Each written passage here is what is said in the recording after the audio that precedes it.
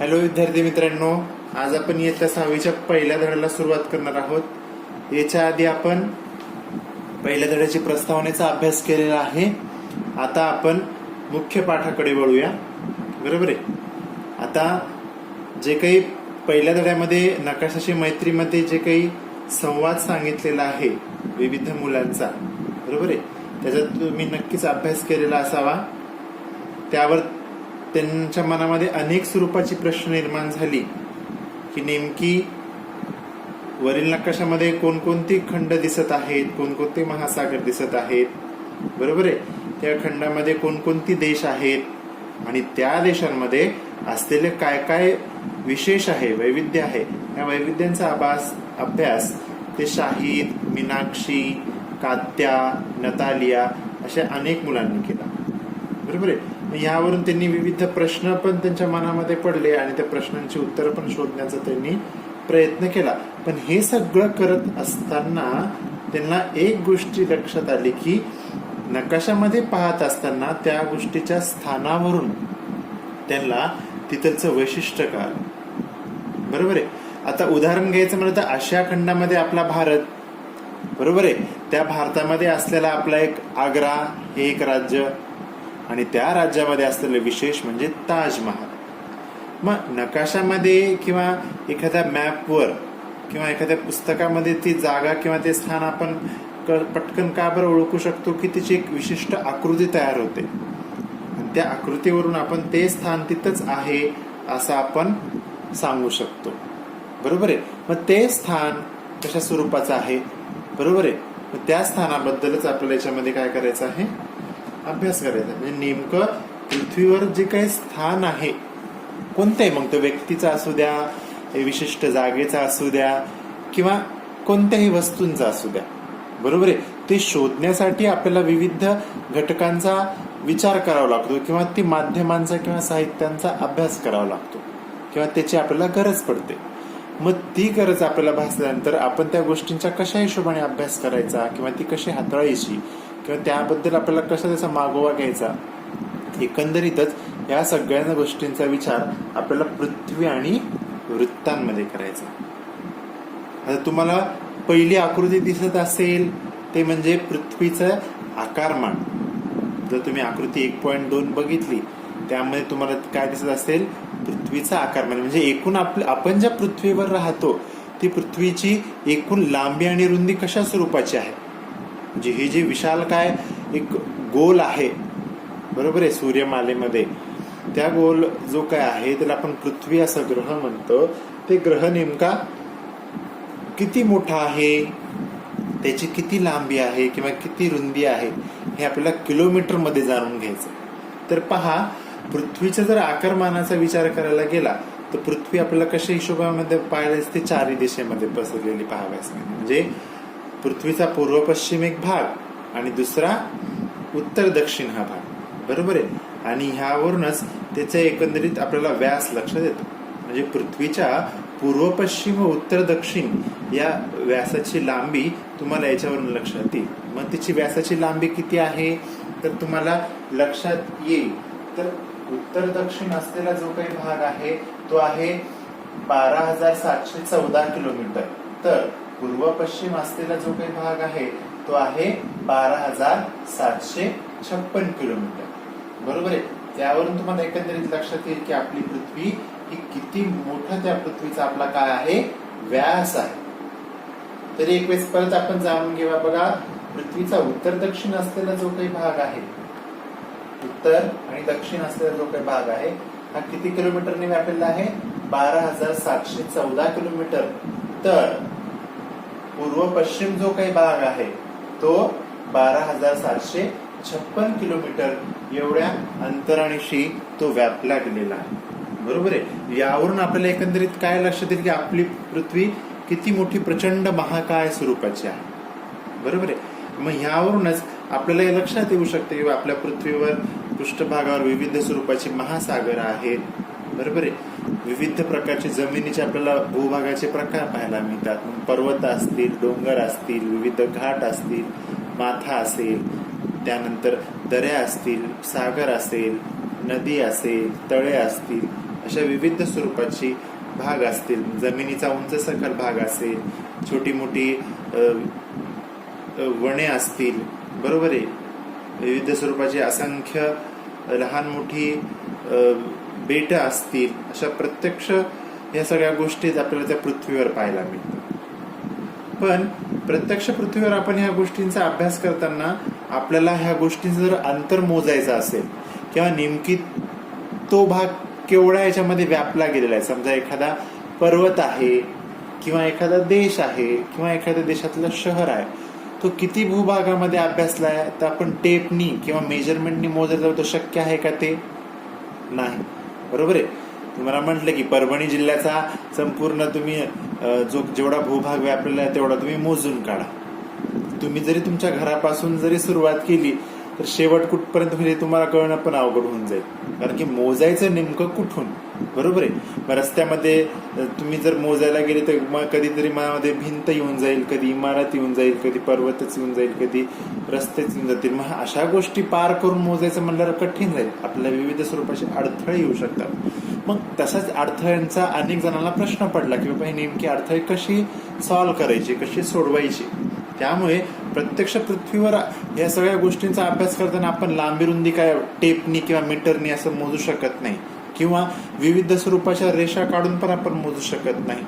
आणि मग त्यामुळे शास्त्रज्ञांनी मग पृथ्वी गोल अशी एक प्रतिकृती निर्माण केली, ज्याला आपण ग्लोब म्हणतो, बरोबर आहे. तुम्ही शाळेमध्ये पण बघितलेलं असेल, त्याचा तुम्ही अभ्यास पण केला असेल. ग्लोब पृथ्वी, त्याला आपण पृथ्वी गोल म्हणतो, त्याला आपण ग्लोब असं म्हणतो. त्या ग्लोब वरून आपण आपल्या पृथ्वीवर कोणत्या देशाचं स्थान कुठे आहे किंवा नेमका देश म्हणजे जो कोणता असेल तो नेमका कुठे आहे हे आपल्याला शोधायला मदत होते, बरोबर आहे. आणि ह्याच्यामध्ये सोपेपणा यावा, म्हणजे एखाद्या देशाची स्थान निश्चिती करण्यात यावी किंवा तो देश नेमका कुठं आहे हा कळून येण्यासाठीच आपल्याला तो सोपेपणा व्हावा. त्यामुळेच हे पृथ्वी गोल तयार करण्यात जातं. तर पृथ्वीवरील स्थान निश्चिती करण्यासाठी, म्हणजे एक्झॅक्ट पृथ्वीवर स्थान कुठे आहे त्या स्थानाची निश्चिती करण्यासाठी ह्या पृथ्वी गोलचा उपयोग होतो, बरोबर आहे. हे पाठच करून ठेवायचं, पृथ्वी गोलाचा उपयोग काय किंवा पृथ्वी गोल कशाला म्हणायचं. तर पृथ्वीवरील जे काही स्थान आहे, मग ते विविध कोणत्याही अमुक देशाचं असेल किंवा कोणत्याही जागेचं असेल, ते स्थान निश्चित करण्यासाठी मानवाने ह्या पृथ्वी गोलाचा उपयोग केला. आणि ह्याच पृथ्वी गोलावर काढलेल्या याच्या काय प्रत्यक्ष त्याच्यावर जर तुम्ही जर बघितलं तर त्यावर तुम्हाला विविध स्वरूपाच्या रेषा पाहायला मिळतात, बरोबर आहे. त्याच रेषा ज्यालाच आपण काय म्हणतो तर वृत्ते असं म्हणतो, बरोबर आहे. मग ती रेषा म्हणजे ऍक्च्युअल पृथ्वीवर तुम्हाला पाहायला मिळेल का? समजा मी आता हे पृथ्वी गोल काढलं, त्या पृथ्वी गोलवर तुम्ही अशा स्वरूपाच्या रेषा काढल्या. जर तुम्ही ग्लोब बघितला तुम्हाला ग्लोबवर अशा रेषा पाहायला मिळतील, बरोबर. पण ऍक्च्युअल रेषा अशा जर तुम्ही अंतराळात गेलात तर ऍक्च्युअल अशा रेषा तुम्हाला पृथ्वीवर पाहायला मिळतील का? नाही. अशा स्वरूपाच्या रेषा तुम्हाला पृथ्वीवर पाहायला मिळत नाही, तर फक्त या पृथ्वी गोलवरच पाहायला मिळतील, बरोबर आहे. पृथ्वी गोलवरच पाहायला मिळतील, कारण की ह्यावरूनच ह्या ज्या काही आडव्या आणि उभ्या रेषा आहेत ह्यावरूनच आपण पृथ्वीच्या स्थान निश्चित आपण करू शकतो. नेमकं स्थान कुठं आहे, बरोबर आहे. ते स्थान निश्चित करण्यासाठी ह्या रेषा, म्हणजे सांगू शकतो की ह्या भागामध्ये हा देश आहे, ह्या भागामध्ये हा देश आहे, किंवा ह्या पूर्वेकडे असलेल्या भागामध्ये किंवा उत्तरेकडे असलेल्या भागामध्ये आपण एखादा विशिष्ट देश आपण सांगू शकतो. आणि हे सांगण्यासाठी आपल्याला ह्या उभ्या आणि आडव्या रेषा कामी येतात, बरोबर आहे. मग ह्या उभ्या आणि आडव्या असलेल्या रेषालाच आपण काय म्हणायचं? वृत्ते, बरोबर आहे. ही जी काही उभी आणि आडवी रेषेने तयार झालेली जी काही जाळी आहे त्याच जाळीला काय म्हणायचं?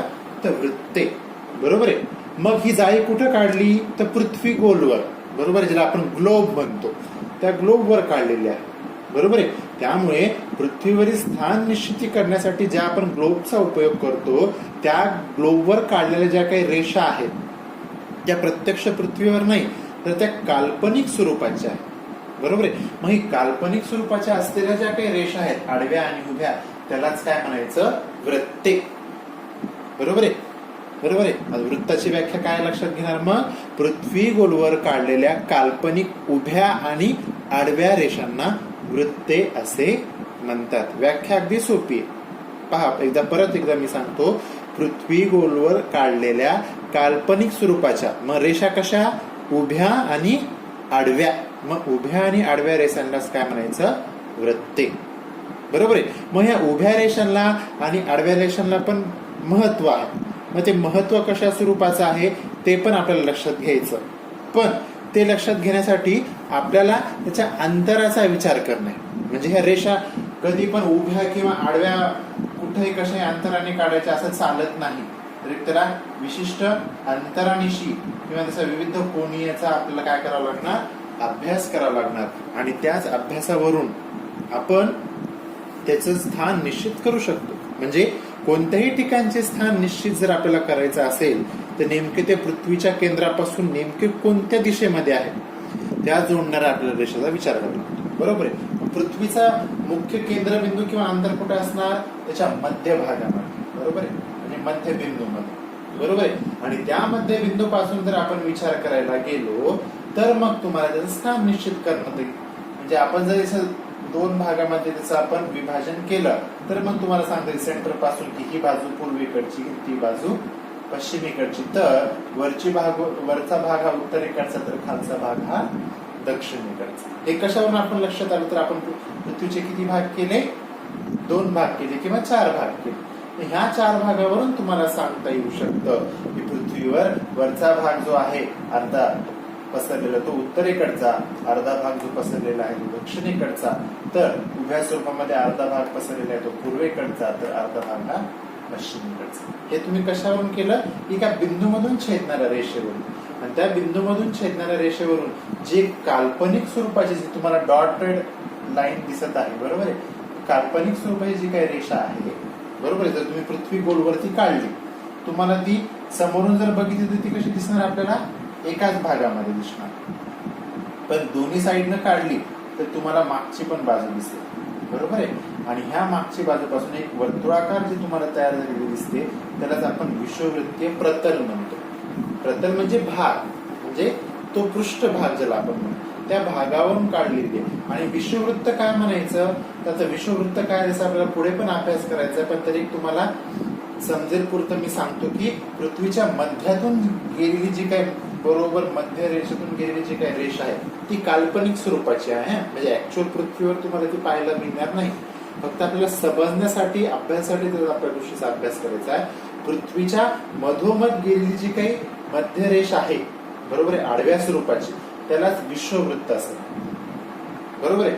आणि त्या आडव्या रेषेपासून जो काही प्रतल निर्माण झालेली आहे, ती आडवी रेषा जेवढ्या पृथ्वी गोलला व्यापल्या गेलेली आहे त्यालाच विषुववृत्तीय प्रतल म्हणायचं. म्हणजे तो भाग, बरोबर आहे, त्याला विषुववृत्तीय प्रतल म्हणायचं. आणि त्या प्रतल असलेली जी काही मध्य रेषा आहे त्याच मध्य रेषेला विषुववृत्त असे म्हणतात. किंवा त्याला अनेक दुसरी नाव आहेत. त्याला बृहद्वृत्त म्हणतात किंवा त्याला मूळ अक्षवृत्त असंही म्हणतात. मग वृत्त का? तर ती रेष आहे, बरोबर आहे, आडव्या स्वरूपाची आहे, उभ्या पण स्वरूपाची आहे, त्यामुळे त्याला वृत्त. मग अक्षवृत्त म्हणजे आडव्या स्वरूपाची, बरोबर आहे. आणि विषुववृत्त म्हणजे काय? आडव्या स्वरूपाची आहेतच आहे, पण पृथ्वी गोलच्या बरोबर ती मध्यातून गेलेली आहे. बरोबर आहे. पृथ्वी गोलच्या ती मध्यातून गेलेली आहे, त्यामुळेच तिला काय म्हणायचं? बृहद्वृत्त. बरोबर आहे. मग ते पाहण्यासाठी त्या स्थानाचा बिंदू आणि केंद्र, पृथ्वीचे केंद्र यांना जोडणारी जी काही सरळ रेषा आहे त्या रेषेचा आपल्याला विचार करावा लागतो. आणि त्याच रेषेला आपण जी काही रेषा म्हणतो तोच विषुववृत्त. बरोबर आहे. मग हे विषुववृत्त प्रतलाशी पृथ्वीच्या केंद्राजवळून जे काही कोन करते त्यालाच आपण कोनीय अंतर असं म्हणतो. आणि तेच कोनीय अंतरावरून स्थान निश्चित होतं. म्हणजे तुम्ही जर गणितामध्ये अभ्यास केला तर तुम्हाला गणितामध्ये माहिती आहे कोन मापक ठेवून तुम्ही कशा हिशोबाने कोन काढता. तुम्हाला सांगितलं कोन मापकाने 90 अंशाचा तुम्ही कोन काढा, बरोबर, ज्याला आपण काटकोन म्हणतो. मग तुम्ही काय करणार? कोन मापक ठेवणार आणि आडव्या रेषेवर एक बरोबर सेंटरला उभी रेष काढणार आणि मग तुम्ही सांगणार हे 90 अंशाचा तिथं काय झाला कोन. बरोबर आहे. मग ह्याच कोणावरून तुम्ही सांगू शकता की हा भाग आहे तर 90 अंशाच्या काटकोनामध्ये आपण काढलेला आहे. तसंच पृथ्वी गोलचा पण आपल्याला त्याचा विचार करायचा. तुम्ही ज्यावेळेस तो कोन मापक ठेवून विविध स्वरूपाचे अंतर काढणार, 20 अंशाचा असेल, 30 अंशाचा असेल, किती पण अंशाचा असेल, तुम्ही कोन काढणार आणि त्या कोनवरून जो काही भाग व्यापलेला आहे त्या भागावरून सांगू शकतो की एवढ्या एवढ्या भागावर ती जागा, ती जमीन, तो भाग व्यापलेला आहे. मग हे करत असताना अशा गोष्टीला आपण काय म्हणतो तर कोनीय अंतर असं म्हणतो. आणि ह्याच कोनीय अंतरावरून तुम्ही स्थान निश्चिती करू शकता. बरोबर आहे. आणि ह्या स्थान निश्चितीवरून तुम्ही पृथ्वीवरील, बरोबर आहे, पृथ्वीवर असणारे जेवढे काही हे संपूर्ण जग आहे त्या जगाचं तुम्ही कुठूनही अंतर सांगू शकता. बरोबर आहे. आणि ते अंतर सांगण्यासाठी पृथ्वी गोलवर आपल्याला काय महत्वपूर्ण ठरतं ते म्हणजे कोनीय अंतर. बरोबर आहे. जर तुम्ही घरी प्रयोग जर केला तर काही नाही, सोपा आहे. एक वर्तुळ काढायचा, त्या वर्तुळामध्ये मधोमध एक रेष काढायची आणि कोन मापक ठेवायचं आणि त्या कोन मापकावरून तुम्ही विविध स्वरूपाचे कोनीय अंतर काढू शकता. मग 10 अंशाचा कोन आहे, 20 अंशाचा कोन आहे, 30 अंशाचा कोन आहे, 60 अंशाचा कोन आहे, 120 अंशाचा कोन आहे, 90 अंशाचा कोन आहे. बरोबर आहे. असे जर कोन काढले तुम्हाला विविध स्वरूपाच्या रेषा तयार झाल्या मिळतील. बरोबर आहे. शाळेत असला असता आपण याचा प्रयोग पण आपण केला असता. बरोबर आहे. यदा कदाचित भविष्यात ज्यावेळेस शाळा सुरू होतील त्यावेळेस नक्कीच आपण याचा प्रयोग आपण शाळेमध्ये करूया आणि तुमच्या वहीवर आपण प्रत्यक्षात काढायचा प्रयत्न करूया. म्हणजे तुम्हाला समजेल की कोनीय अंतर कसं काढायचं ते. बरोबर आहे. कोनीय अंतर करत असताना सगळ्यात सोपी गोष्ट एवढीच लक्षात ठेवायची की मधोमध त्या बिंदूवर कोन मापक ठेवायचा आणि त्या कोन मापकावरून तुम्ही ज्या ज्या अंशाचा कोन काढताल तेच त्याचं कोनीय अंतर असेल. बरोबर आहे. आणि ह्याच कोनीय अंतरावरून मग त्या विविध रेषांचा आपल्याला अभ्यास करायचा असतो. मग ते करत असताना बरोबर आहे त्या बिंदूपासून ज्या काही रेषा तयार होतील, जे कोन तयार होतील त्याच कोनावरून उभ्या आणि आडव्या रेषा काढायच्या.